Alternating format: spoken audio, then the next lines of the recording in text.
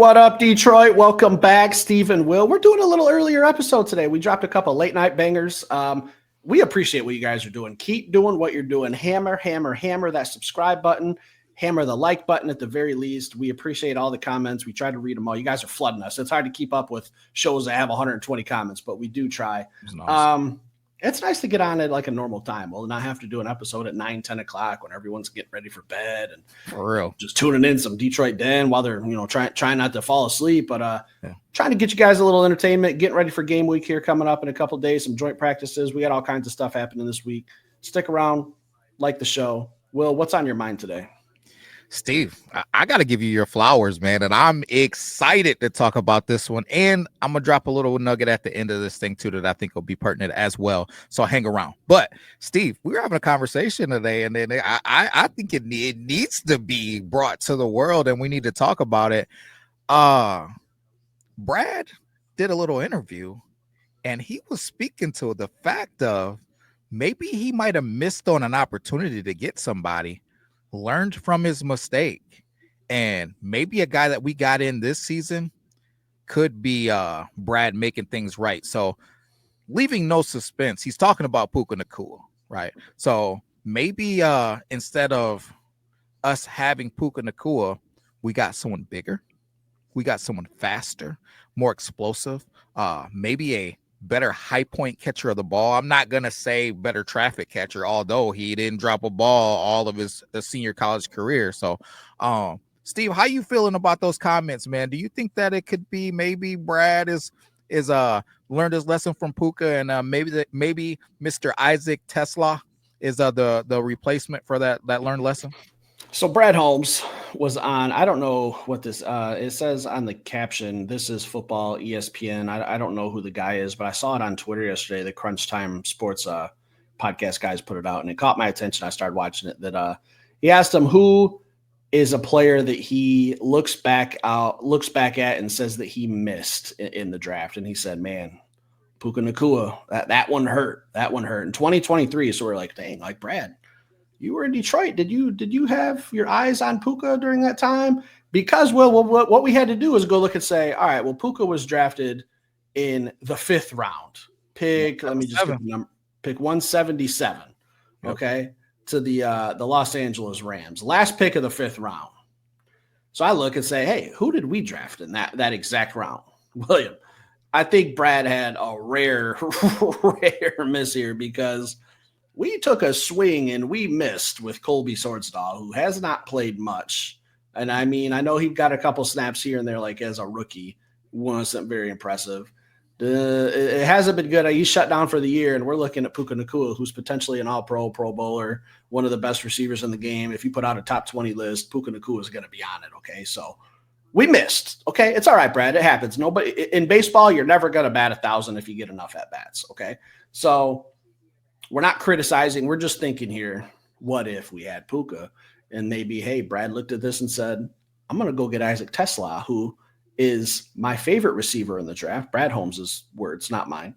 I think he is looking at Isaac and saying, I think he's bigger, faster, could block just as good, if not better. Well, I think this is what was on Brad's mind when he drafted Mr. Isaac. So I think he's correcting his mistake. Steve, I feel a little bit disrespected for my man Colby, because you're telling me just hands down you don't even got to think about it if you're drafting today. Yeah, that's what I'm saying. Can I even finish? Jeez. No, you don't need to. Hey, listen, Colby, love you, and we say, listen, we're always cheering for guys who were wearing the Honolulu blue. Buddy, I would pack your shit so fast. What are we talking about? I don't even have to zip the bag for you, buddy. Like just black plastic bags. We're stuffing your stuff in, man. Get you out of here, man. No disrespect to you, but if you're telling me we could have had Puka Nacua, man, oh man. So yeah, I'm glad that Brad actually gave the sauce, man. He kept it a buck, man. He said, hey, listen, maybe I missed on this one.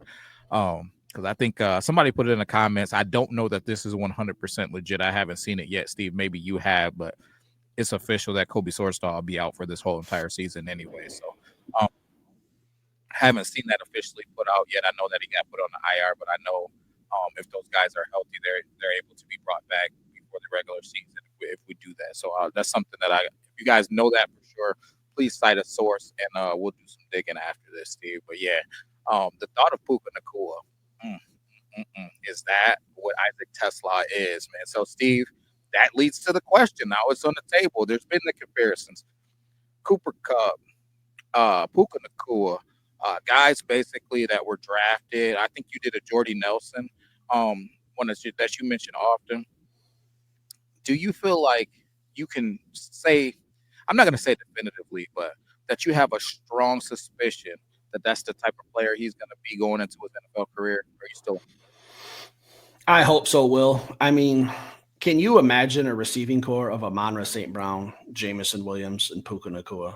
Like, that's the best three wide receivers, the best wide receiving core of the NFL. It's not even close. It's not even up for debate. But we have to remove Puka Nacua because we don't have him. So we had to add in Isaac into that category. Unknown. We don't know what we're getting out of Isaac day one. I know what I hope. I hope he becomes a Pro Bowler type wide receiver. I don't know that he is right now as a rookie. I think 2-3 seasons, we could start to see his game really develop. I think he's already slowly getting better. I think he's already slowly making our offense better as a deep ball catcher, a red zone threat, a big body who can mismatch against a smaller corner. I like everything about his game, but there is still that fact of he's got to play against real NFL talent eventually. All right. He's got to play against some ones. He's got to play against some starting defenses, some big name players, and I want to see what he does. I don't have a high hope for him as a rookie. I'm hoping he just comes in 500-600 yards, 50, 60 catches, couple tutties here and there. I don't have any astronomical hopes for him. I just want him to get his feet wet. But 2 or 3 years, if we're talking, and he is that Puka Nacua type of wide receiver, Will, thoughts and prayers to you. Steve, I think he's going to have the blessing of being surrounded by an awesome supporting cast, or awesome guys playing lead roles, I should say, because they won't really be his supporting cast, but just surrounded by an awesome team. And that's going to give him opportunities to make plays. I think that's what the deal is. And he's a guy that I could see. I know he's a hometown guy. There's a business that needs to get done, though, too. He's a guy that I could see after his 4 seasons being like, hey, man, I've made some awesome plays in Detroit. The money that I'm commanding might be a little bit bigger than his britches, because what I'm thinking, Steve, is we're going to get a lot of what we saw in that last preseason game. People having to account for the run game. Teams having to account for Sam Laporta, J-Mo in the deep ball, Amon-Ra St. Brown underneath. And now, what are you going to do with that guy with that huge frame and that speed, going up and catching jump balls in the red zone? And it ain't even got to be in the red zone. To me, anything for the inside the 40 where you can chuck it up and go let him catch one. Like, I think that he's going to be a deep threat similar to J-Mo. The only difference is instead of just using the burners to run 10 yards behind you, you can be stride for stride with him, and he's just going to head tap you, man. If I were a betting man, Steve, I would say at least one of the weeks out of this season, Tesla's going to be on You Got Mossed, right? He's going to be mossing somebody, man. It's just inevitable. I just don't know how you cover him. You're not going to be able to double team him because we just have too many weapons, and his skill set is going to offer something that causes problems for other teams. So I can't give his stat line from us yards. I don't think that the yards are going to be crazy and the receptions are going to be crazy, but I expect him to have 7 touchdowns, Steve. That's what I'm throwing out there. 7 touchdowns from Isaac, just because he's going to have those opportunities a lot of the time when we're in the red zone to go get them jump balls on those fade balls, and they got to respect the other offensive weapons that we have on this team. Yeah, I mean, if you want to double team Isaac Tesla, that's fine. That's fine, Will. That's fine. I hope you do. That's a hope of mine. Like, you going to leave St. Brown one-on-one? Going to leave J-Bo one-on-one? Going to leave Sam one-on-one? Gibbs, who we've talked about being in the passing game and on the field the same time as David Montgomery? I mean, if you're going to double team someone, I don't know who you're going to pick. because we'll just beat you in another way. So I think that Isaac really poses a potential massive mismatch for defenses, because you got to have someone who's at least 6 feet to guard him to have a chance on a jump ball, at least 6 feet. And then if you put a big corner on him, it's how do you stop JMO? How do you stop JMO from running wide? Or maybe we just hit you on a reverse, get you thinking there's so many different options, Will. So many different options. This is the stuff I've been wanting to hear about with John Morton's offense, is creating trickery with mismatches and personnel groupings instead of hook and ladders, all that nonsense that Ben Johnson used to do. So I'm excited to see what he does as a rookie. Can't wait. Steve, last thing that I'll say on it, because I think it's pertinent, is if you've got an opportunity to look at all 22, or if you're at the football games, you see anytime JMO's on a vertical route, the safety is helping out over the top. They're not just leaving JMO to run vertical without safety help over the top. How are you going to deal with Isaac? Are you going to give that same similar safety help because of the threat of the deep ball and the jump ball? Or are you going to let him run one-on-one with somebody? If he can earn respect and enough respect on the jump ball going vertical that he's a guy that you just can't leave by himself often, man, if we're taking 2 safeties out of the box, our run game can look crazy this season. So I'm really hoping that he is as special just in that aspect of it. I'm not even asking him to be this crazy route runner and just to do all these things underneath. If he can just go vertical this year and catch jump balls consistently, like we said before, instead of it being a 50-50 ball, let it be a 60-40 ball in his favor, this offense is going to be scary, man. So praying that Mr. Isaac Tesla is as advertised. I 100% agree. Well, I can't wait to see him with the number 1 offense. I think his blocking is very underrated too. If you watch what he did in the Senior Bowl, I know it was on Inside the Den, got a behind the scenes look on. Oh, he's backside wide receiver. Probably not anything going to be going on over there. No, he's going to go blast the safety and try to get involved in the game. I absolutely love that more than anything. So I'm excited to see him play. Can't wait. What else are we talking about today? Steve, so I got it right here. I seen this earlier and it stood out to me. I'm pretty excited because I tell everyone that I can tell or that I can get to listen all the time. I don't feed into the things that I believe. I don't feed into the things that I hear beat writers and stuff reporting on as much as I feed into hearing players that play alongside of the other players, hearing what they have to say about the game and what's going on with players that they play with or players that they played against. Steve, Grant Stewart today made a quote, and he said this. They're talking about the joint practices coming up with the Miami Dolphins. He said, hey, I don't know if they're ready. I'm going to keep it a stack. I went against them when I was in Tampa, and I don't think they practice like we practice. I'm excited. I'm excited for those joint practices. If anybody's got tickets to those joint practices, me and Steve would like to stumble upon some of those because we couldn't get those. We were doing everything that we could.